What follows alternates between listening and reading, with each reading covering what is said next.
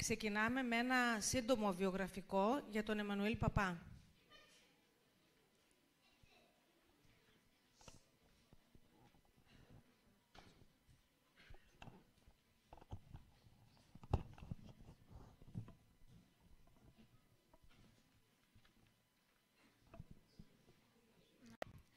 Εμμανουήλ Παπάς. Ο Εμμανουήλ Παπάς γεννήθηκε στο χωριό Δοβίστα, που η σημερινή του ονομασία είναι Εμμανουήλ Παπάς. Γεννήθηκε το 1772.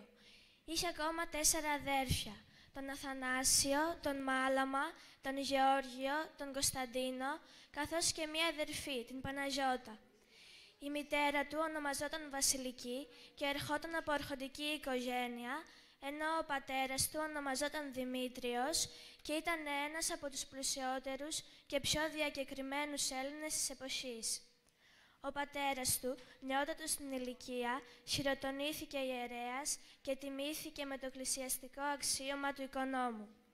Από την ιδιότητα του πατέρα του ως ιερέα προέρχεται και το οικογενειακό όνομα Παπάς, όπως συνηθιζόταν την εποχή εκείνη. Μετά από την μόρφωσή του στο χωριό, ο Εμμανουήλ Παπάς μετέβη στις Σέρρες για να συνεχίσει τις σπουδές του στη Σχολή των Σερών. Όταν αποφοίτησε από τη σχολή, επανήλθε στη Δοβίστα, όπου και παντρεύτηκε τη Φέδρα, η οποία ήταν κόρη αρχοντικής οικογένειας επίσης. Μαζί απέκτησαν 11 παιδιά.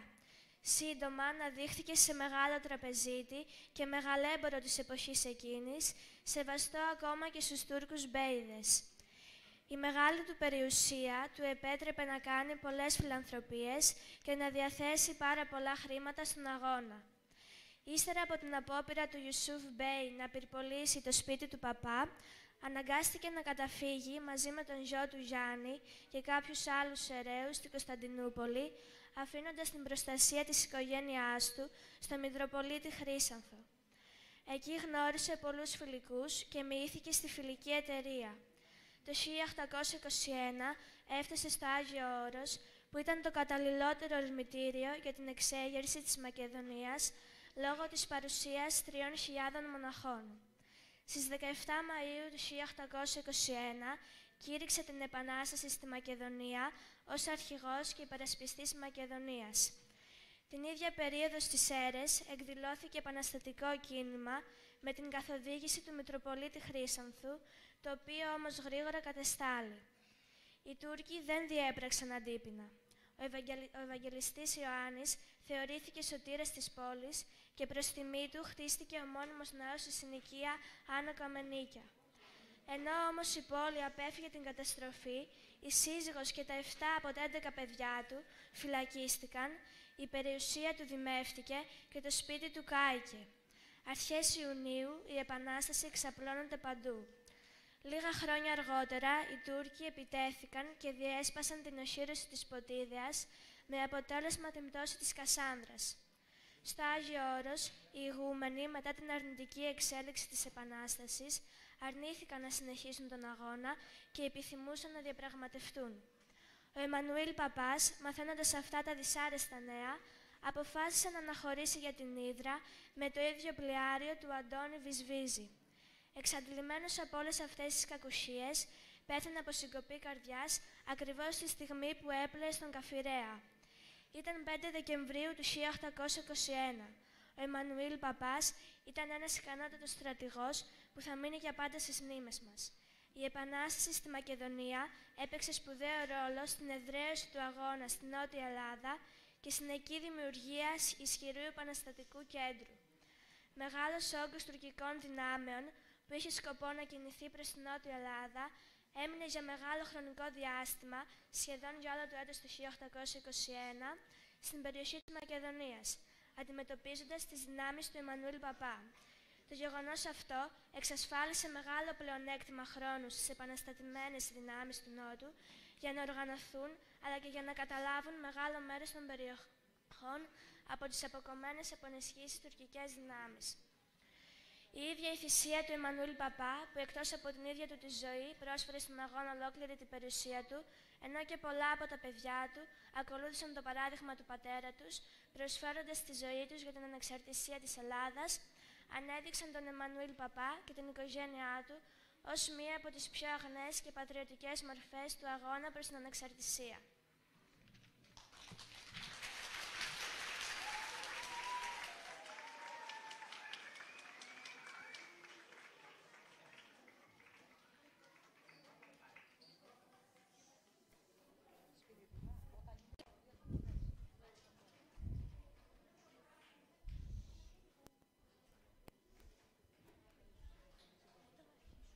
Ακολουθεί θεατρικό από τους μαθητές της 6ης τάξης.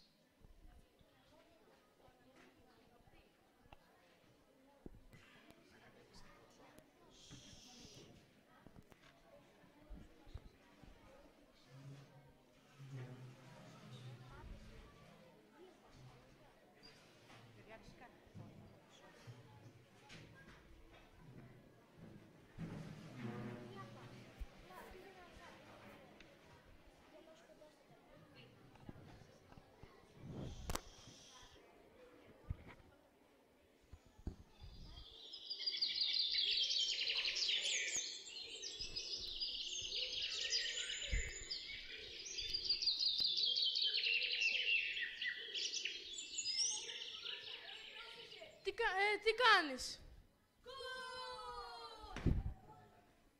Μπράβο, καλό παιχνίδι. Πάμε άλλο ένα. Δεν μπορώ, έχω διάβασμα. Κι εγώ αύριο γράφω τις ιστορίες. Άμα το γράψω καλά, ποιος ακούει τον κύριο Στέφανο. Οκ, τα λέμε αύριο σχολείο. Εγώ περιμένω τον παππού μου. Γεια, τα λέμε.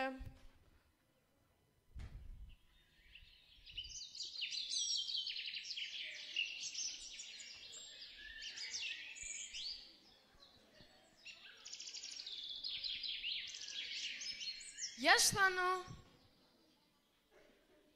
Γεια σου, Θάνο, λέω. Τι κοιτάς έτσι προφημένος? Πριν λίγο περιμένω τον παππού μου και είπα να κάνω μια κουβεντούλα με το άγαλμα.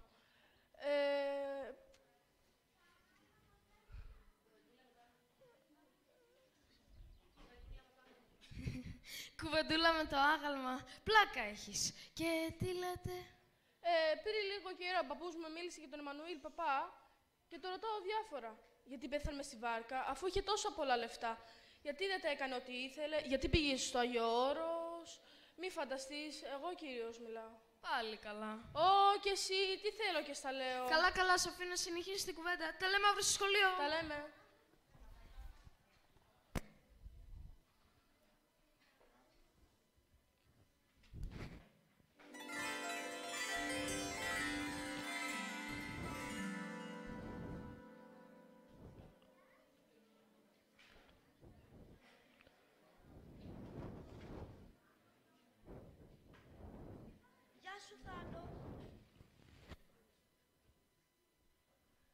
Πιάστηκα τόσα χρόνια στην ίδια θέση. Ξέρεις πόσο δύσκολο είναι να κρατάς το χέρι σου ψηλά, Θάνο? Τι με κοιτάς και δεν μιλάς? Δεν έχεις καταλάβει ποιος είμαι? Απορείς που μιλάει ένα άγαλμα? Απορείς που ξέρω το όνομά σου? Σ' άκουσα πριν που είχες τόσες ερωτήσεις. Πολύ χαίρομαι για το ειλικρινές σου ενδιαφέρον. Θέλεις να δούμε μερικά σημαντικά γεγονότα από τη ζωή μου, μικρέ μου φίλε? Έτσι θα απαντηθούν και πολλές από τις απορίες σου. Τι λες, θα με ακολουθήσεις? Ναι. Πριν όμως ξεκινήσουμε, να σου πω δύο πράγματα για μένα, για να καταλάβεις καλύτερα την ιστορία μου. Ξέρω κάποια πράγματα για σένα. Ότι γεννήθηκε στο 1772 σε ένα χωριό έξω από τη Δοβίστα. Σε ένα χωριό έξω από τη Σέρες, στη Δοβίστα. Τη Δοβίστα, σωστά. Εκεί από πολύ μικρή ηλικία άρχισε να καίει μέσα μου η φλόγα της αγάπης για την πατρίδα και η ανάγκη για ελευθερία. Ξέρω ότι ήσουν και πάρα πολύ πλούσιος. Ασχολήθηκα με το εμπόριο έχοντας ένα μικρό μπακάλικο, πρώτα στο χωριό μου και έπειτα στις Σέρες, όπου μετακόμισα με τη γυναίκα μου τη Φέδρα. Έκανα και 11 παιδιά. Οι δουλειές μου πήγανε πολύ καλά και γρήγορα απέκτησα οικονομική επιφάνεια. Σε σημείο που άρχισα να δανείζω ακόμα και στους Τούρκους. Και όχι μόνο στους απλούς Τούρκους, αλλά και στους Μπέιδες και στους Αγάδες. Μέχρι και στο γιο του Ισμαήλ Πασά, του τοπικού Οθωμανού άρχοντα, του Ιουσούφ, ενός ανθρώπου φιλοχρήματου και σπάταλου. Τι λες, ξεκινάμε? Φύγαμε.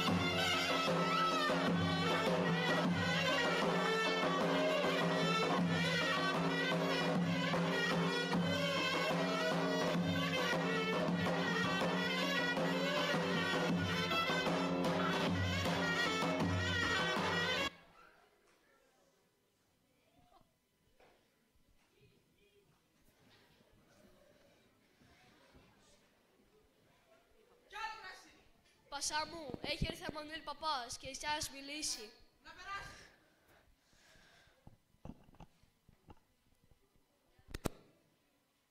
Τι είναι αυτό το σημαντικό που έχεις να μου πεις, παπά, και με διακόψεις από το κρασί μου? Τι χάρτια κρατάς?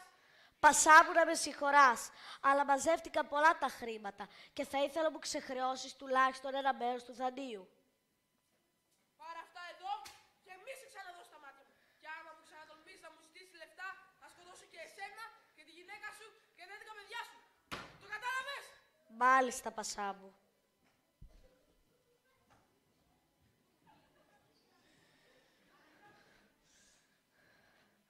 Ο Πασάς θα κάνει πολύ εύκολα την απειλή του πράξη. Πώς θα βοηθήσω τους συμπατριώτες μου? Πρέπει να βρω λύση.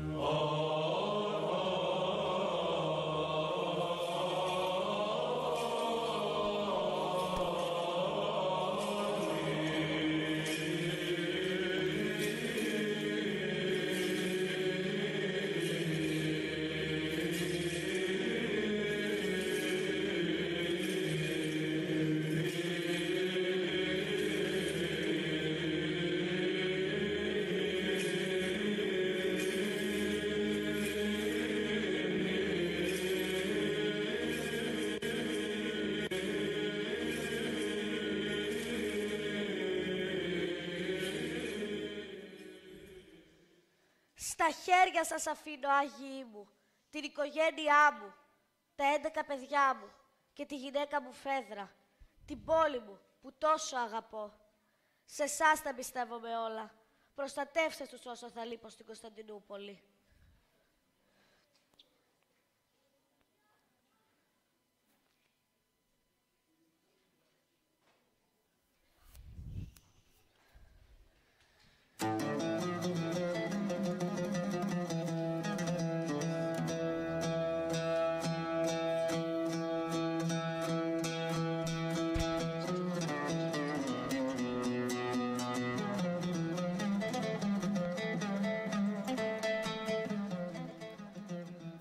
Και έβγες σε Κωνσταντινούπολη? Έφυγα, ναι, για την πόλη των πόλεων, το έτος 1817.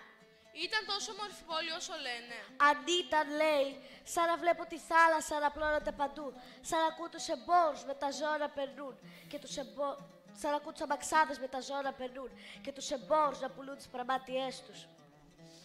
Σαν να μυρίζω καβουρδισμένη κρέμα και ξεροψημένο φύλλο. Μπουγάτσα. Πολύ σωστά, μικρέ μου φίλε. Τι έγινε λοιπόν εκεί? Στην Κωνσταντινούπολη με πλησίασαν οι άνθρωποι της φιλικής εταιρείας. Στο σχολείο μιλήσαμε για τη φιλική εταιρεία. Σωστά. Άρα γνωρίζεις ότι ετοίμαζε γενική εξέγερση των Ελλήνων κατά των Τούρκων και στρατολογούσε για τον αγώνα όχι μόνο σπουδαίους στρατιωτικούς, αλλά και επιφανείς οικονομικά πατριώτες.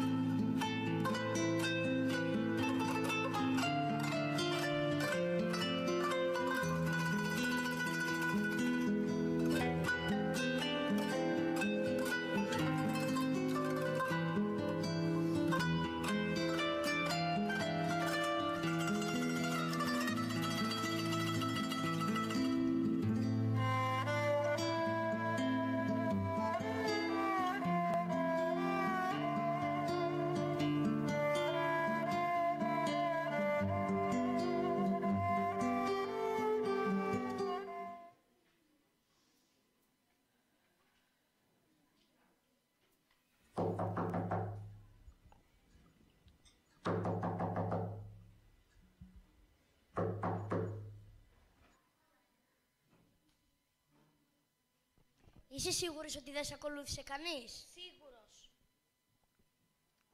Ας συντομεύουμε, γονάτισε και επανέλαβε. Σήμερα, 21 Δεκεμβρίου του 1819, Στη Κωνσταντινούπολη. Ορκίζομαι. Ότι θα δώσω και την ζωή μου. Ότι θα δώσω και τη ζωή μου αν χρειαστεί, για να ελευθερωθεί η αγαπημένη μου ελληνική Μακεδονία. Για τον ιερό αγώνα προσφέρω 1000 γρόσια στην εταιρεία ως συνδρομή και οικονομική βοήθεια για τον ξεσηκωμό των Ελλήνων. Ορκίζομαι εις τας πολυχρονίους βασάνους σου. Ορκίζομαι εις τα πικρά δάκρυα, τα οποία τόσους αιώνες έχισαν και χύνουν τα ταλέπορα τέκνα σου. Εις τα ίδια μου δάκρυα, τα χυνόμενα ταύτη τη στιγμή, και στη μέλουσα ελευθερία των ομογενών μου, ότι αφιερώνομαι όλος εισέ. Εις το εξής, σύ θέλεις είσαι η αιτία και ο σκοπός των διαλογισμών μου, η ανταμοιβή των κόπων μου.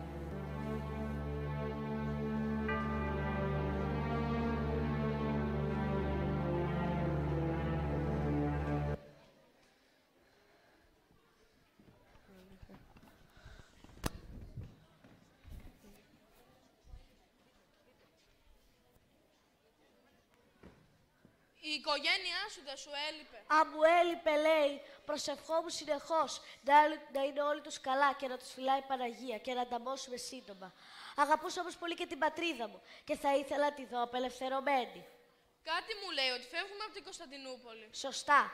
Κάνοντας το καθήκον μου και ακολουθώντας εντολές, αποβιβάζομαι στο Άγιο Όρος, στη Μονή Εσφυγμένου, στις 23 Μαρτίου του 1821, με ένα πλοίο γεμάτο όπλα και μπαρούτι. Γιατί στο Άγιο Όρος? Ήταν το καταλληλότερο μέρος για να ξεκινήσει η εξέγερση της Μακεδονίας. Φυσικό ορμητήριο, απόρθητο φρούριο και με 1000 μοναχούς σε τιμοπόλεμο στρατό.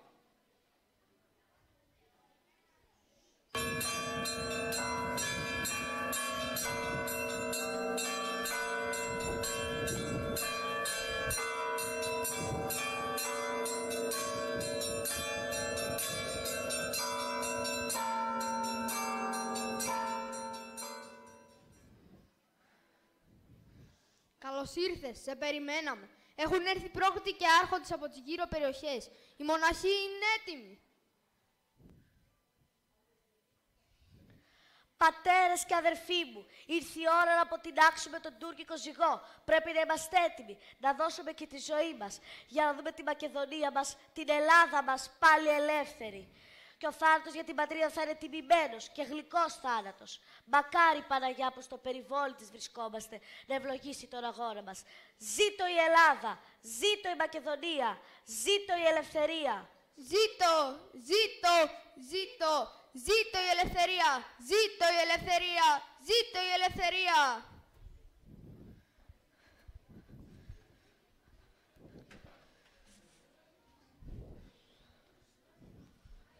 Και μετά? Μετά πήραν όλο το δρόμο τους. Ξεκίνησε ο αγώνας για την απελευθέρωση. Με τις γνωριμίες μου και τις απανωτές επιστολές που έγραφα, προσπαθούσα να συντονίσω όλο τον αγώνα στη Μακεδονία. Φυσικά, ξόδεψα όλη μου την περιουσία σε όπλα και καράβια. Και οι πρώτες νίκες δεν άρχισαν να έλθουν. Ο στρατός μας όμως δεν ήταν εκπαιδευμένος. Αποτελείται κατά βάση από απλούς ανθρώπους και χωρικούς, που απλώς κρατούσαν ένα όπλο. Και έτσι γρήγορα άρχισαν να φαίνονται η κούραση και οι αδυναμίες μας.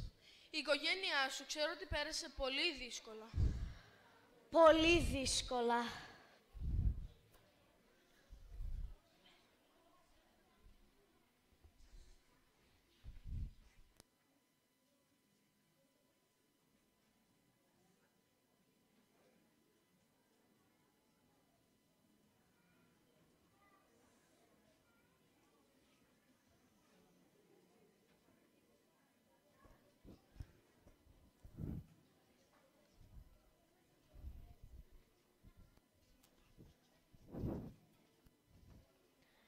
Ανακοίνωση του Σουλτάνου. Όλοι οι Ρωμιοί να παραδώσουν το όπλο τους αμέσως. Κατόπιν διαταγής του Σουλτάνου, η οικογένεια του Εμμανουήλ Παπά, η γυναίκα του Ιφέδρα και τα τέκνα στο σύνολο 7 συλλαμβάνονται και θα οδηγηθούν σε δίκη με την κατηγορία της συμμετοχής σε εξεργίες κατά του Σουλτάνου. Όλα τα περιουσιακά στοιχεία θα κατασχεθούν και το σπίτι του θα δημευθεί.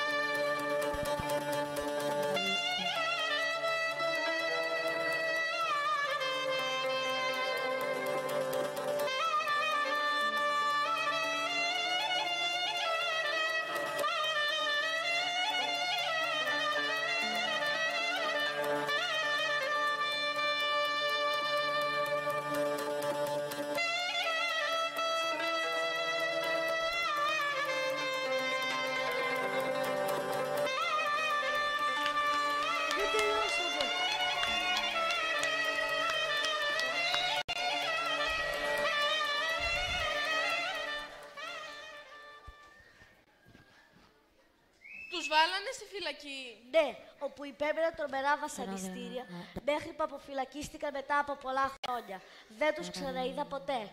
Και εσύ?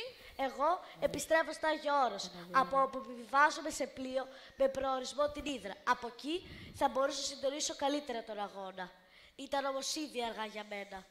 Τόσες θυσίες, τόσο αίμα, με είχαν καταβάλει σωματικά και ψυχικά. Ξέρω πώς τελειώνει αυτή η ιστορία. Μη λυπάσαι, Θάνο μου, δεν έγιναν όλα άσκοπα. Αυτό σκέψου. Δηλαδή? Να δηλαδή, αυτή την πλατεία τη λένε Πλατεία Ελευθερίας, που σημαίνει ότι είναι μια ελεύθερη πλατεία. Όμως για να γίνει αυτή η πλατεία ελεύθερη, χρειάστηκαν πολλές ζωές, πολλές θυσίες, πολύ αίμα. Χρειάστηκαν άνθρωποι που έβαλαν την αγάπη για την πατρίδα πάνω απ' όλα. Πάνω από δόξα, χρήμα, οικογένεια, φίλους. Για να είναι η Μακεδονία μας, η Ελλάδα μας, πάλι ελεύθερη. Όλοι αυτοί είναι ήρωες. Να, πάρε αυτό. Τι είναι αυτό? Όποτε ξεχνάς αυτά που είπαμε, να παίρνεις λίγο από αυτό το χώμα. Είναι χώμα ζυμωμένο, με αίμα και δάκρυα Αγίων και ηρώων. Οι ήρωες κι αν πέθαναν, όσο τους θυμόμαστε, παραμένουν αθάνατοι. Πρέπει να φύγω όμως τώρα, καλέ μου φίλε. Η ώρα έχει περάσει και σε ψάχνει ο παππούς σου. Σε ευχαριστώ για όλα, αγαπημένη μου ήρωα. Θα θυμάμαι τα λόγια σου να φωτίζουν το δρόμο μου. Σε ευχαριστώ για όλα. Σε ευχαριστώ για όλα. Ήταν ένα υπέροχο ταξίδι.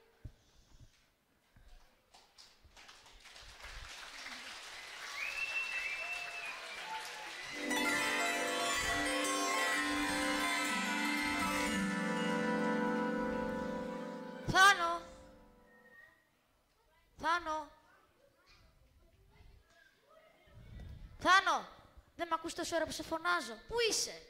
Πήγα ένα ταξίδι. Τι ταξίδι, παιδί μου, τι είναι αυτά που λες? Σε πήρε ο ύπνος στο πεζουλάκι? Δηλαδή, όνειρο ήταν.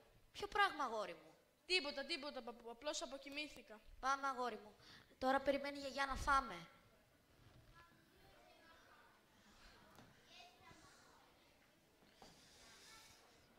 Μη γελάς. Μη γελάς.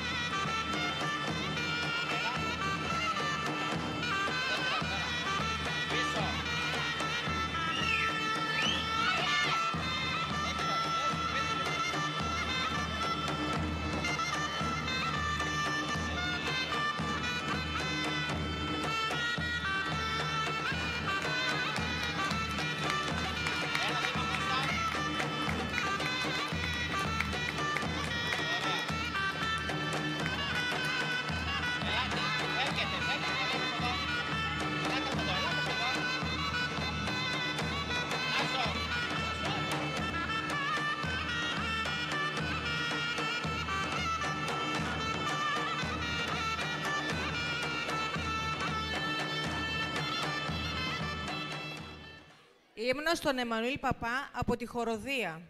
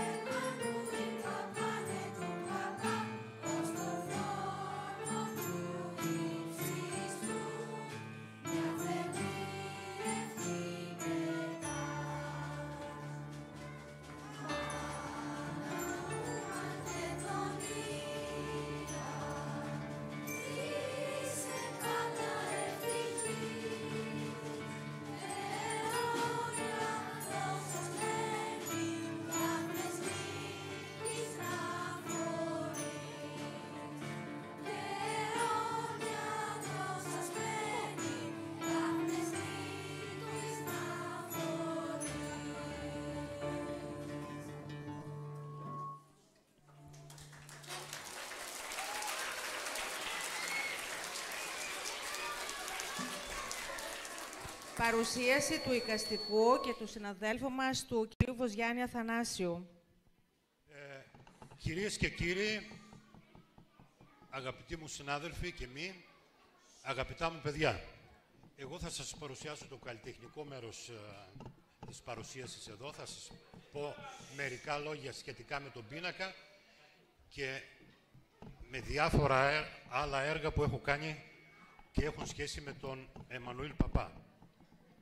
Καταρχάς θα ήθελα να συγχαρώ τους διευθυντές του 8ου και του 25ου Δημοτικού Σχολείου που αποφάσισαν να συμπεριλάβουν στο σχολικό περιβάλλοντος έναν τέτοιο πίνακα του επαναστάτη του 21, του ήρωά μας, αναδεικνύοντας τον έτσι και καταξιώνοντας τον. Και να τους ευχαριστήσω επίσης που με τίμησαν επιλέγοντας ένα δικό μου έργο, ένα δικό μου πίνακα ζωγραφικής. Ο Εμμανουήλ Παπάς.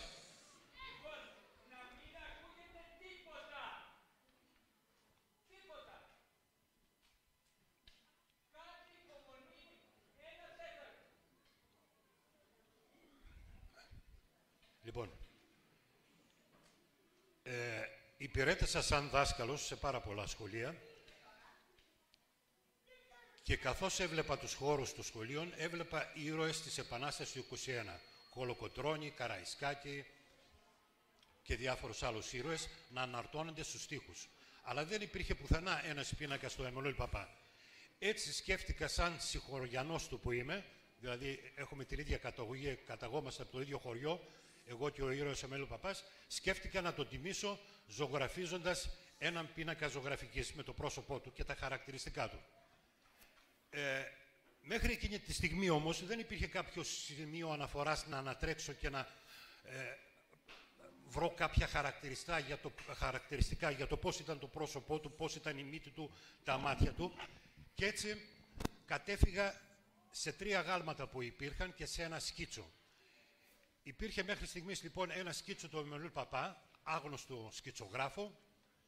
Υπήρχε το γνωστό μας άγαλμα στην Πλατεία Ελευθερίας, που παρουσιάστηκε και προηγουμένως, και μια πρωτομή στο χωριό Εμμανουήλ Παπά.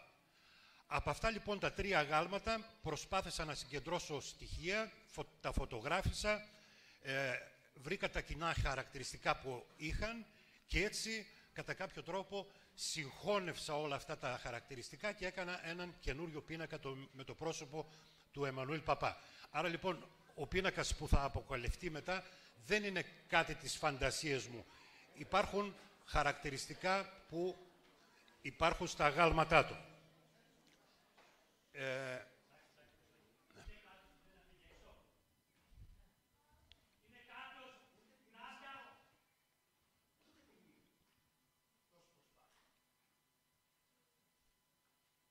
Λοιπόν, ο πίνακας λοιπόν αυτός είναι ελαιογραφία σε καμβά, δηλαδή μουσαμά. Συνήθως εσείς οι μαθητές της 6ης τάξης ζωγραφίζετε με νερομπογιές και αυτά. Αυτά τα χρώματα είναι επαγγελματικά χρώματα, γι' αυτό ονομάζονται και ελαιογραφίες. Το λέει και η λέξη γράφω με έλαιο, δηλαδή τα χρώματα της ζωγραφικής αναμειγνύονται με ένα είδος λαδιού, το λινέλαιο. Υπάρχουν κάποια πλεονεκτήματα σε αυτούς τους πίνακες και κάποια μειονεκτήματα. Φυσικά οι ελαιογραφίες δεν είναι για σχολικό περιβάλλον, όπως καταλαβαίνετε, γιατί θα γεμίσουμε όλοι λάδια. Συν το γεγονός ότι το μειονέκτημα αυτών των πινάκων είναι ότι αργούν πάρα πολύ να στεγνώσουν, αλλά το καλό είναι ότι μπορούν να αποδώσουν την πραγματικότητα, όπως μια φωτογραφική μηχανή. Θέλουμε να ζωγραφίσουμε ένα πορτρέτο, θα ανατρέξουμε λοιπόν σε ελαιογραφίες. Έτσι λοιπόν κατασκευάστηκε και αυτός ο πίνακας είναι λοιπόν μια ελαιογραφία. Οι διαστάσεις του, όπως βλέπετε, είναι 84 επί 64 εκατοστά. Δημιουργήθηκε από μένα το 1996 και βρίσκεται στο Ιστορικό Μουσείο της Παλιάς Βουλής.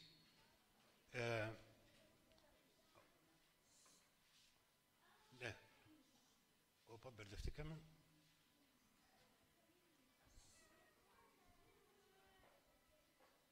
Πάει μπροστά. Γιατί πάει πίσω. Πού πάει? Πίσω λίγο. Πιο πίσω. Μπροστά. μπροστά μάλλον. Ένα πίσω, ναι. Ωραία. Κι άλλο. Εδώ. Εντάξει. Λοιπόν, είχαμε μια φωτογραφία με το Μουσείο της Παλιάς Βουλής, αλλά τη χάσαμε τώρα. Λοιπόν, το 2000 κυκλοφόρησε ο πίνακας στις τηλεκάρτες του ΟΤΕ. Βλέπουμε εδώ στην πρόσωψη να υπάρχει ο ήρωας και στην πίσω όψη μια αεροφωτογραφία του χωριού Εμμανουήλ Παπά. Το 2005 αποπειράθηκα να ξαναφτιάξω ακόμα έναν πίνακα του ήρωα με πιο νεανικά χαρακτηριστικά και όπως βλέπετε δεν έχει γκρίζα μαλλιά, έχει πιο μαυριδερά, είναι πιο νέο στη μορφή και χωρίς το οπλοστάσιο του, τα άρματά του. Αυτός ο πίνακας βρίσκεται στο Πολεμικό Μουσείο της Αθήνας από το 2022, από πέρυσι. Και εδώ το βλέπουμε να βρίσκεται στα πορτρέτα άλλων ηρώων της Επανάστασης του 1821. Το 2005 επίσης εικονογράφησα και ένα βιβλίο που έχει σχέση με την ιστορία του Παπά και θα δούμε μερικές ζωγραφιές που σχετίζονται με αυτά που προηγήθηκαν προηγουμένως, με το σκέτς και την ομιλία της συμμαθήτριάς σας. Θα δούμε λοιπόν εικόνες μέσα και στιγμιότυπα μέσα από τη ζωή του. Ξεκινώντας, έχουμε το χωριό Εμμανουήλ Παπά όπως ήταν στην εποχή του ήρωα, το 1821. Το χαρακτηριστικό είναι ότι διασχίζεται από ένα ρέμα και έχει έναν πλάτανο ο οποίος είναι 600 ετών.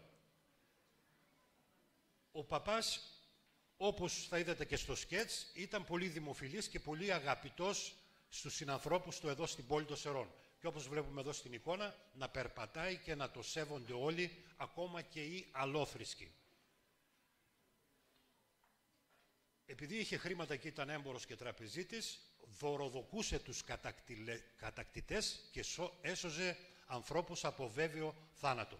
Και όπως βλέπετε εδώ στην εικόνα, κάποιος Έλληνας είναι έτοιμος να κρεμαστεί, ο Εμμανουήλ Παπάς απλώνει το χέρι στον Τούρκο και του δίνει χρήματα, τον δωροδοκεί για να ελευθερώσει τον Έλληνα. Το 1805 ο ίδιος κατασκεύασε έναν ναό στη γενέτειρά του, ο οποίος υπάρχει ακόμα και σήμερα. Είναι μεγαλοπρεπές βασιλικός ναός με τρούλο. Ο ίδιος επέβλεπε τις εργασίες που γινόταν σε αυτό το ναό και το χαρακτηριστικό αυτού του ναού σήμερα είναι ότι έχει ένα πολύ μεγαλοπρεπές τέμπλο ανάλογο με αυτό που υπάρχει στον Άγιο Πρόδρομο. Εδώ τον βλέπουμε να κάνει διάφορες εργασίες. Μοίηση στη φιλική εταιρεία, και αυτό είναι από το σκέτς, το παίξαν τα παιδάκια στο σκέτς της 6ης τάξης. Η μοίηση γινόταν πάντα με παρουσία ιερέα και υπήρχε μια ιεροτελεστία.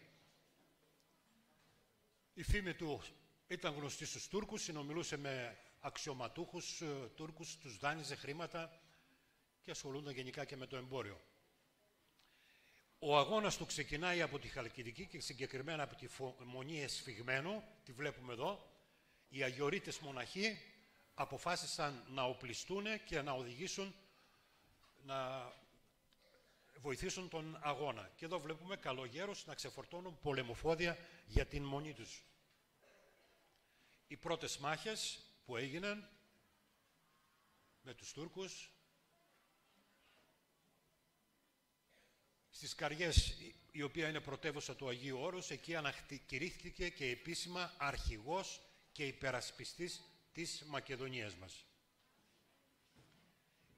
Η φυλάκιση της οικογένειάς του, βλέπετε εδώ τον Τούρκο να συλλαμβάνει μητέρα και μικρά παιδάκια και να τα βάζουν για πολλά χρόνια στη φυλακή.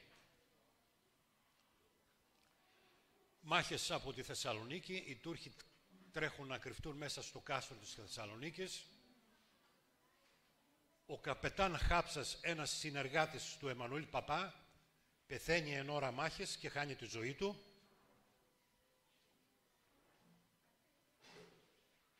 Ο ίδιος έστησε το στρατηγείο του σε ένα βυζαντινό πύργο στη Νέα Φώκια Χαλκιδικής και προσπαθούσε από εκεί να συντονίσει τον πολεμικό του αγώνα. Στιγμιότυπα από κάποιες μάχες. Από αυτή τη μεριά δεξιά είναι οι Έλληνες, από αριστερά οι Τούρκοι. Βλέπετε και τα λάβαρα, τις σημαίες. Με τις πρώτες λοιπόν εχθροπραξίες τα γυναικόπαιδα κινδύνευε η ζωή τους. Έτσι ο παπάς ναύλωνε καράβια και έδιωχνε τα γυναικόπαιδα για να αποφύγει τη σφαγή των Τούρκων. Και εδώ βλέπουμε να συνοδεύει κάποια γυναικόπαιδα στο καράβι για να αποφύγουν ένα βέβαιο θάνατο. Στιγμιότυπο πάλι από κάποια μάχη. Και έχουμε το θάνατο του παπά, ο οποίος έγινε μέσα σε ένα πλοίο που ταξίδευε για την Ύδρα. Δίπλα του τον συμπαραστέκεται τις τελευταίες αυτές στιγμές ο γιος του. Ο αδελφός του Αναστάσιος πολεμάει μαζί με τον Υψηλάντη στις παραδεονάβιες χώρες, στην Μοδοβλαχία. Ο γιος του ο Αθανάσιος εχμαλωτίζεται στην Αθήνα, στην Ακρόπολη από κάτω. Κάποιες μάχες εδώ στη Ρεντίνα. Και μια γενική άποψη του Εμμανουήλ Παπά, εν ώρα μάχες, έφυπος πάνω στο άλογο με το σπαθί στο χέρι να οδηγεί τους στρατιώτες του προς τη μάχη. Αυτά από μένα. Να είστε καλά. Γεια σας.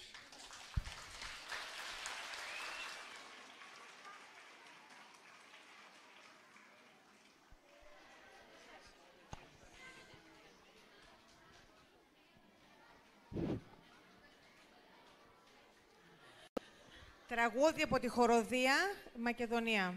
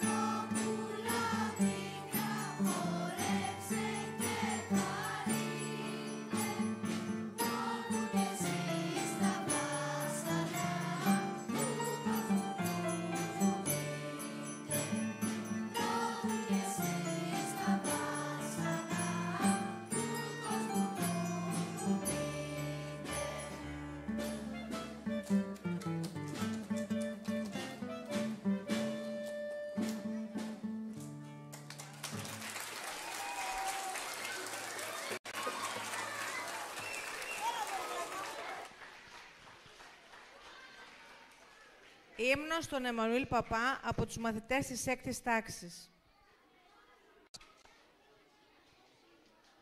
Ποιο είναι αυτό?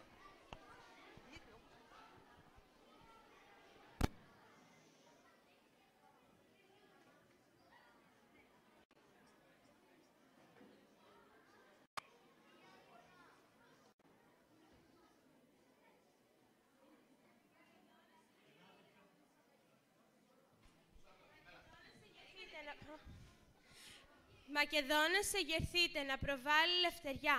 Όλοι στάρματα ζεστείτε, βάλτε στην Τουρκιά φωτιά. Στη φωνή του αρχηγού της, του Εμμανουήλ Παπά, της σκλαβιάς της Αλεξίδας η Μακεδονία σπά. Και βροντάει το καριοφύλι, λάμπει αστράφτη σπαθί. Ποιος εχθρός θα αποτολμήσει στον Παπά να αντισταθεί? Ιδοβίστα το Παγκαίο, Σέρι και Χαλκιδική, με τον πρώτο των γενναίων πολεμούν εδώ και εκεί. Τρεμοσβήνει το φεγγάρι και ο σταυρός αναθαρεί την τιμή στο παλικάρι, ειδοβίστα στο παιδί. Ο εχθρός αποτραβιέται τρομαγμένος και ρωτά ποιος είναι αυτός που δεν κρατιέται, που μας φάζει, μας πατά. Και αποκρίνονται οι ράχες στα λαγκάδια τα βουνά, είναι μακεδονομάχοι του Εμμανουήλ Παπά. Είναι οι γόνοι του Αλεξάνδρου και του Μπέλε Σταυραϊτή, είναι οι ίδιοι που τον πήγαν στην Ασία νικητή. Που για σύμβολό τους έχουν το ήταν οι επιτάς, που ποθούν να ζήσει πάντα ελευθεριά η Ελλάς. Τρέμουν στον αντίλαλό τους προαιών οι εχθροί και γεμίζουν τάφους κάμπους στον απίζον οι εχθροί. Στεφανώνε τον αγώνα, η θεά ελευθεριά και η μνήμη των ηρώων θέλει ζει παντοτινά. Και απ' τη Σίδρας εκεί τον τάφο του Εμμανουήλ Παπά, ως τον θρόνο του υψίστου, μια θερμή ευχή πετά. Μάνα μου Μακεδονία, ζήσε πάντα ευτυχής και αιώνια δοξασμένη, δάφνες νίκης να φορείς.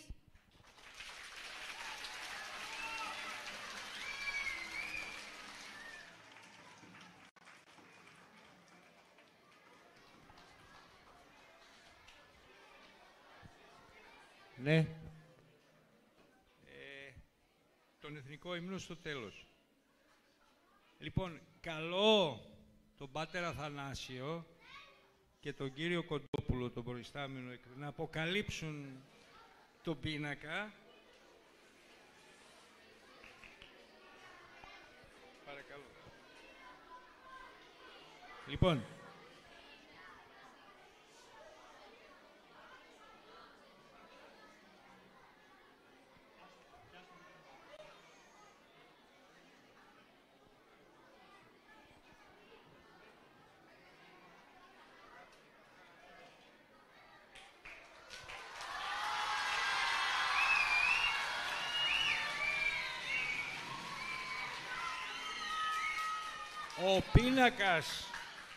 ο πίνακας αυτός, έργο του ζωγράφου που σας μίλησε προηγουμένως, του Θανάση του Βοζιάννη, θα κοσμεί το σχολείο μας, θα κρεμαστεί εκεί ψηλά, δεν μπορούμε αυτή τη στιγμή, και θα μας συντροφεύει και θα τον τιμούμε και εύχομαι να το κάνουν όλα τα σχολεία της πόλης μας και της Ελλάδας. Σε αυτό το σημείο να ευχαριστήσουμε όλους τους παράγοντες αυτής της μικρής μας γιορτής. Να ξεκινήσω πρώτα απ' όλα με τον Διαμαντή του Τζόρλαλη, ο οποίος χωρίς αυτόν δεν θα μπορούσαμε να κάνουμε τίποτα.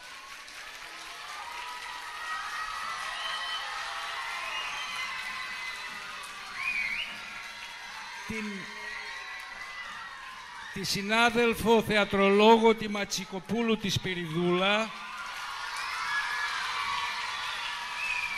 η οποία έκανε τη διασκευή και την οργάνωση του θεατρικού, τη μουσικό μας, την κυρία Πούλου,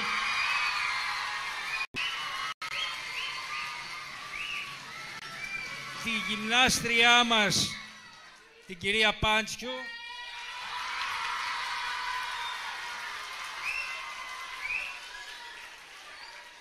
τους τρεις δασκάλους των τμήματων της 6ης τάξης, τον κύριο Καπλανίδη, την κυρία Τζιάτζου και την κυρία Μελισσουργού,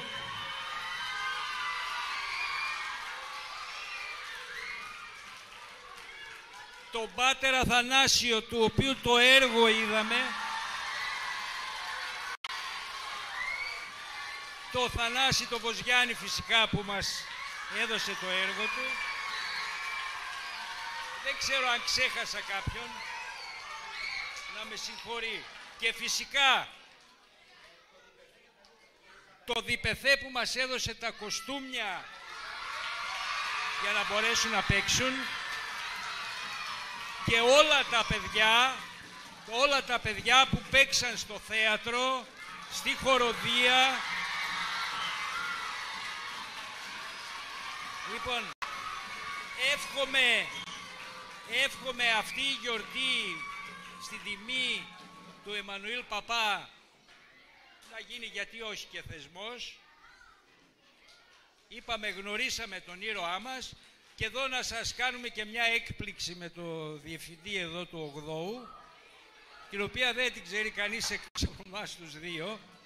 Λοιπόν, θα προταθεί προς τους συλλόγους διδασκόντων, και δεν ξέρουμε την τύχη της φυσικά, συλλόγους διδασκόντων και προς το Δήμο Σερών, το σχολικό συγκρότημα αυτό να μετονομαστεί σε σχολικό συγκρότημα 8ου-25ου σχολείου Εμμανουήλ Παπάς.